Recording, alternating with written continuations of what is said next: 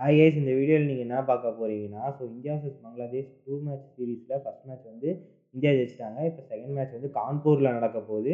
இதில் வந்து ஸ்குவாடில் ஏதோ 1-2 சேஞ்சஸ் பண்ணால் வாய்ப்புகள் இருக்குன்னு தான் நினைக்கிறேன். பார்ப்போம் என்ன பண்ண போகிறாங்கன்னு. அடுத்தது பார்த்தீங்கன்னா T20 மேட்சஸ் நடக்க போகுது கைஸ். இதே பங்களாதேஷ் கூட தான் 3 மேட்ச் சீரிஸாக இருக்க போகுது. இதில் கேப்டன்சி வந்து ஸ்கை பண்ண போகிறாரு. இந்த இதில் வந்து ஸ்குவாட் இதில் வந்துட்டு ருத்ராஜ் பேர் அனௌன்ஸ் பண்ணுவாங்கன்னு தான் நினைக்கிறேன். பார்ப்போம் என்ன நடக்க போகுதுன்னு. இப்போ வந்து ருத்ராஜ் கெய்க்வாடை இன்னொரு ஸ்குவாடில் அனௌன்ஸ் பண்ணியிருக்காங்க. அதை பற்றி பார்ப்போம். ருத்ராஜ் கெய்க்வாடை வந்து ஈரானியன் கப்புக்கு வந்து கேப்டனாக அனௌன்ஸ் பண்ணியிருக்காங்க. அதில் ரெஸ்ட் ஆஃப் இந்தியா இதில் இருக்கார் அப்படின்னு தான் நினைக்கிறேன். பார்ப்போம். எந்த டீமுக்குன்னு கரெக்டாக தெரியல. ரெஸ்ட் ஆஃப் இந்தியா இன்னும் பண்ணியிருக்காங்க. அதுக்கப்புறம் பார்த்தீங்கன்னா இதில் யார் யாரெல்லாம் இருக்காங்கன்னு பார்த்தீங்கன்னா ஈஸ்வரன் வைஸ் கேப்டனாக இருக்கார். அதுக்கப்புறம் சாய் சுதர்சன், படிக்கல், தூல் ஜுரேல், இஷான் கிஷன், சுதார், அதுக்கப்புறம் ஜெயின், பிரசித் கிருஷ்ணா, முகேஷ் குமார், தயால், விக்கி புயே, ராபர்ட், அதுக்கப்புறம் கையில் ராகுல் சார் இவங்கெல்லாம் இருக்காங்க ரெஸ்ட் ஆஃப் இந்தியா இதில்.